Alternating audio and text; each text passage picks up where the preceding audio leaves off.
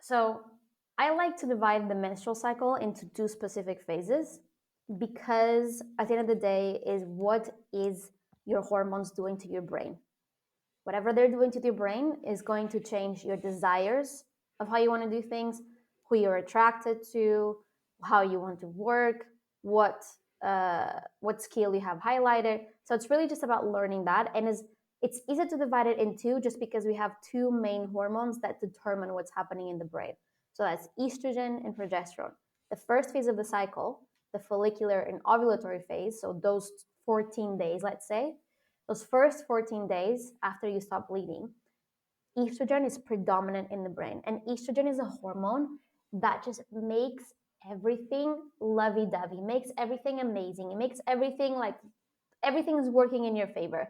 And so in that phase, your brain is great at doing complex processing tasks. It's great at brainstorming. It's great with creativity. You are a fantastic communicator. You express yourself well. You're more attractive to everyone else because of estrogen. So, for example, going on first dates is a great opportunity in this phase. um, so, that's the first phase. It's about high energy, socializing, communicating, using brainstorming, creativity for whatever you do in life. In the second phase, however, progesterone now dominates the brain. And progesterone has a really focusing inward energy effect. So it calms everything down and it brings the attention to you instead of outward. So, first phase of the cycle is outward energy, second phase is inward energy. This doesn't mean you're tired. This just means that you're no longer feeling like you have the need of putting your energy out and you want to use it for yourself. And so when it comes to actual working, what progesterone does to the brain is that it makes you super focused on like minute detail things. So you want to take time for like doing things that you've been ignoring the whole cycle that you don't want to do, such as like a report, or maybe if you're a writer, like editing and proofreading, which like demands detailed focus, etc., etc. And for feelings, you really want to start like nourishing and taking care of yourself and listening to what the body is bringing in terms of emotions, because there's something fantastic about the menstrual cycle, which is the way that it is built emotionally is perfect to get you going always every month and always course correcting what's not working. And let me specify this. So the first 2 weeks of your cycle, what's happening emotionally is that you want to start things fresh. You want to start with new projects, new ideas. You want to create that. And then the second phase of your cycle is forcing you to finish that and forcing you to analyze that and assess that. And all the emotions that come in the luteal phase are actually the truest emotions you will ever feel. And they're not being hijacked by estrogen that pretends that everything's okay. And so a lot of women think that the luteal phase is the phase that they want to write it off because I'm going to feel so emotional. I'm going to feel all the things. But actually, it's true emotion. It's the most truest that you will feel. And if it doesn't feel good, it's because you have to assess it. So if you feel dissatisfied about your job, it's not because you're in the luteal phase. It's because that's true. So you want to start like, why do I feel dissatisfied about my job?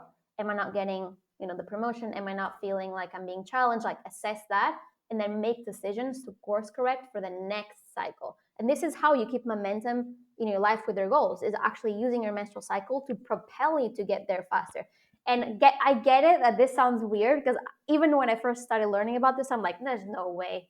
There's no way like it can be this easy.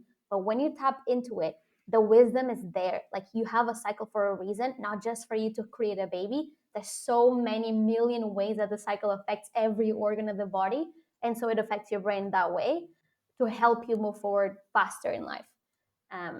So that's very two distinct ways of looking at the cycle. And I think this could help. I've got to be careful with how I word this, but kind of like it's like kind of like you're impairing your ability to think like purely rationally, I guess, because would you say that's true in terms of you're Yep. more clear and focused, and there's less hormones affecting your decision making and your thinking in the second half of the phase compared to the first? Yes and no. What is changing there is that you have more of this happy hormone floating around. Serotonin is more dominant because of estrogen.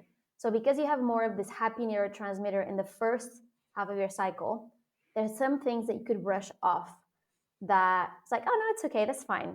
But when estrogen is no longer there, you're like, this is not fine. We need to do something about it. And so I think that to what you were saying, that is correct. It's like the second half of the cycle is really where you want to tap into that truth of feelings and really listen deep instead of like listening more to the feelings of the ovulatory phase, which are kind of just wanting for you to, you know, feel fantastic and find a mate.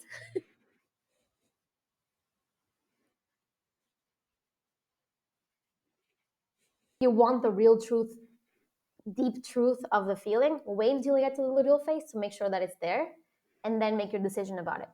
For example, if you want to make a big decision about career change, if you want to make a big decision about your partner, don't try to make it in the ovulatory phase. I mean, you can, but see if that same thing comes across in the luteal phase. If the same decision is still there, if or you would change that up.